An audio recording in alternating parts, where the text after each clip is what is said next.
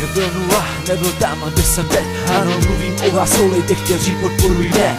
Stojí za mým jménem a neřeší, kdo jsem. Jestli mám řetěz na krku nebo nosím Madry XXL. Když se kouknu před 5 lety, když jsem byl malý kluk, jen poslouchal dance pop R&B.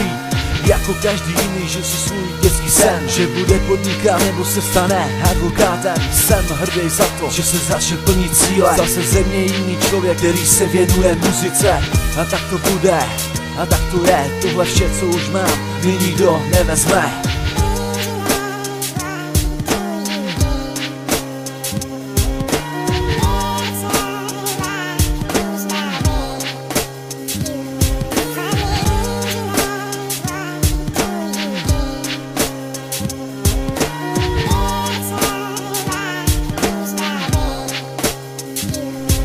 Tuhle sloku věnuju čistě těm, kteří podporují mě. Jak jsem řekl v první sloce, bez vás bych byl jinde. Děkuju za podporu, děkuju za to, že tu jste. Všichni pro mě znamenáte, moc nad vodou nedržíte. Pamatuju na ty časy, zhazovaní sami. Byl jsem rád za to, že jste se za mě před všemi stavěli. Vaší podporou tu dotáhnu tam, kam chci. Rapuju ze srdce, nikdy jsem nepsal taky sám žijí. Hudba pro mě znamená dost, je pro mě vším. Pravda, to je pro mě jediný, na čem já staví. Tohle je ten, který mluví sám o sobě. Nepotřebuju slyšet, že jsem smrt, který směšně rapuje. Pomalu dokonču sloku, dopisuji řádky věnované.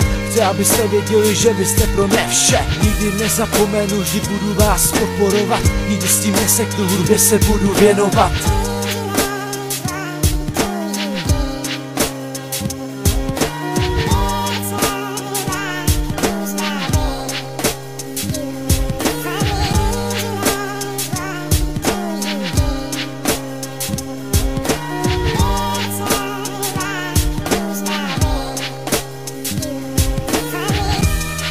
Rok 2008 pro všechny lidi, kteří mě podporují.